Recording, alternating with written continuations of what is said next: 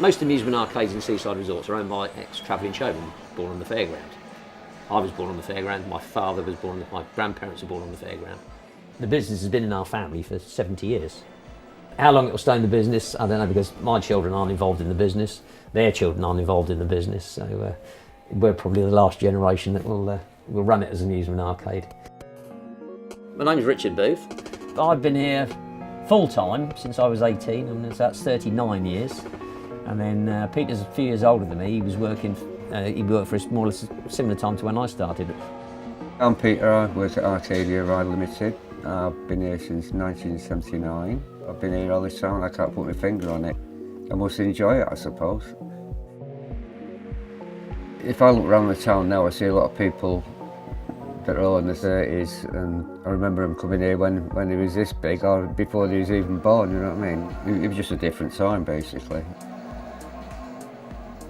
The first time that it really started to take hold was when the Space Invader came out. I mean, we probably had about 6 of them in here, and then it was followed on by things like the Galaxian and Asteroids and Pac-Man, all those type of games, and you know, they were boom times for us because no one had seen anything like them before. Then we were open from 9 o'clock in the morning to 11 o'clock at night, and we'd have to kick people out at 11 o'clock at night. I mean, sometimes you couldn't move out there for the amount of people. All the kids would be all around, trying to see while we was putting it together and setting it up, all excited, like who's going to be the first one to go in it, you know. But, I got to go on it first, so you can wait till I've had it going and you can pay for it.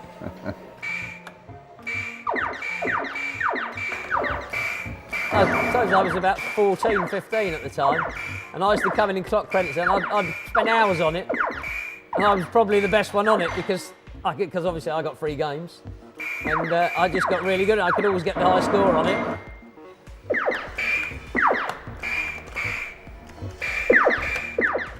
It's funny because the different games, you started off with all the shoot-'em-up type games like the Space Invaders, the Asteroids, Galaxians. Then it went to a lot of the fighting games. The driving games were generic. You'd have the Outrun and things like the Sega Rally. They were good games because you had the competitive element, you know, 2 players, you know, racing against each other. It was much more a community-based gaming then, especially amongst the teenagers. It was the place to go, basically.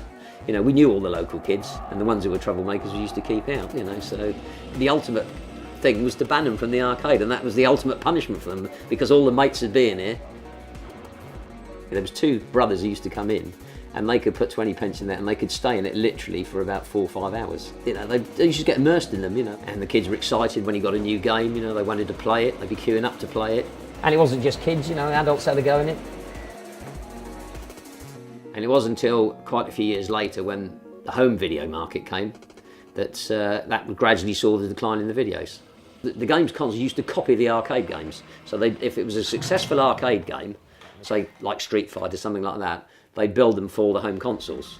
The kids could play at home then, so they weren't coming in to put the money in the arcade. So that was when it gradually declined. And then obviously now the home consoles market is massive. A game like this, you might get 10 people play it in a week now, if that. Sometimes you might not get anybody playing, you know, all day long. So you're just running electricity basically for nothing, you know. That's why as I say, we call them Wallpaper so much now, because they're on, but they're not really taking a lot of money. You get a lot of people coming in and say, "Oh, I remember this when I was a kid," you know, and they're really pleased that they can still play these kind of games. It is collectors who buy them now.